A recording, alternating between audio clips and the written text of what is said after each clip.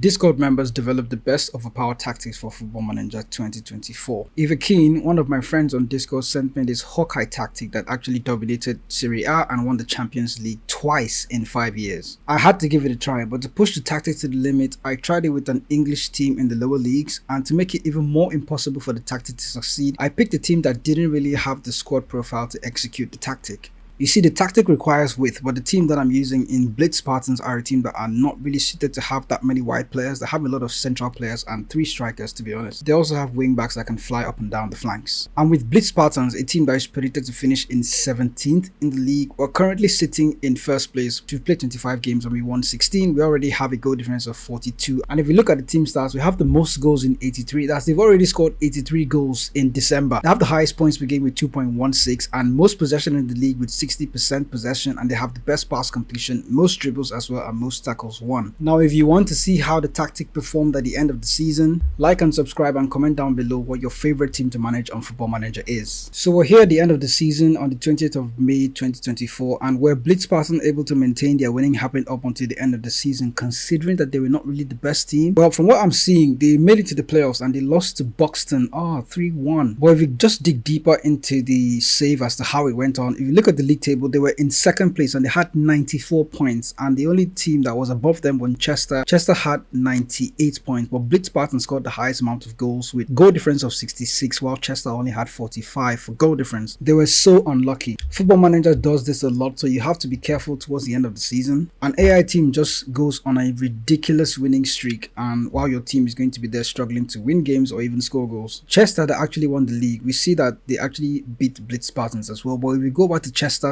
schedule, for some reason, we see here that Chester for some reason also struggled towards the end of the season, but they had I think that narrow victory over Blitz Spartans helped them win the league and then kind of just pushed Blitz Spartans into the playoffs, which they lost. So the season gets difficult towards the end. I think it's Football Manager's way of making the game a lot more realistic. It's not even a tactical problem, you just have to know how to manage your games towards the latter stages of the season. Now, to our favorite part of the video, we're going to look at the tactic in detail. Now, I know some of you play the game on console and you may not really be able to download the tactic on PC like we normally do, so in order to actually carry you guys along, I'm going to create a tactic from scratch. So you're going to just follow along with the video. You're going to see all the player instructions that you need and all the team instructions that you need to actually, go and overachieve and win promotion in this game somehow. So first, you want to set your system to a 4-2-3-1 tactic. If you like this idea of creating the tactic from scratch, do let me know in the comment section, and also leave a like for this video so I know how to go forward in making tactics for you guys, especially the guys that are playing on console. For your goalkeeper, you want a super keeper to play on defend duty. You're going to give him some internal player instructions as well. You're going to ask him to take fewer risks and then also ask him to tackle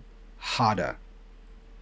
The 2 ball playing defenders on defend duty, and you're going to have one on the left and of course one on the right hand side as well. And the only instructions that the ball playing defenders have is to also tackle harder. On either flank of the ball playing defenders, you have complete wing back on support duty. Also on the right hand side, complete wing back on support. Both of them have identical instructions. So for the complete wing back, I'm just going to use the right hand side to do it. You want your complete wing back to cross more often, also to dribble more. He's also going to run wide with the ball as well as close down more and tackle harder. Yeah, I forgot to mention the dribble more instruction is also included for the complete wing back on support duty. Now, instead of defensive midfielders, we're going to have central midfielders this time, and you have your one central midfielder on the right hand side. Is going to be a deep line playmaker on support duty, and the only instructions for your deep line playmaker is to tackle harder. Just go over in there and ask him to tackle harder, and then beside him you have a ball playing defender on defend, or a ball winning midfielder, sorry, on defend duty, playing on defend. No internal player instructions for him. In attack, you have an attacking midfielder playing on attack duty, and then you can have him roam from positions and also tackle harder. A lot of players in this tactic, I noticed, tend to have the tackle harder instruction. Someone made a joke that on Football Manager, your players don't really engage your position unless you tell them to tackle harder. I don't know how true it is, but for some tactics, some OP tactics, I tend to see a lot of creators add the tackle harder instruction for their players. Now on either side of the attacking midfielder on attack, you have an inside forward also on attack duty, and for the inside forward, you want them to roam from positions. You also want them to sit narrower as well as tackle harder.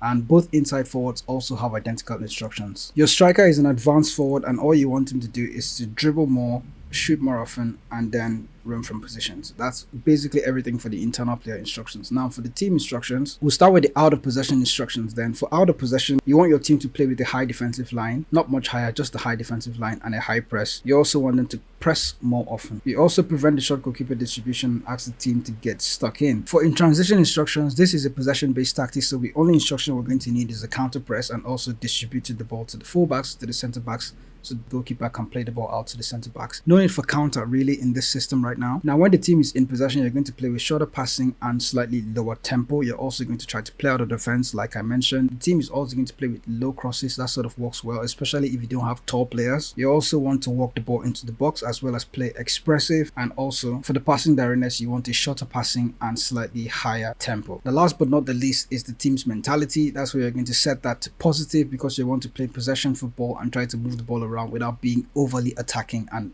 leaving yourself exposed at the back. There's one more thing I want to tell you.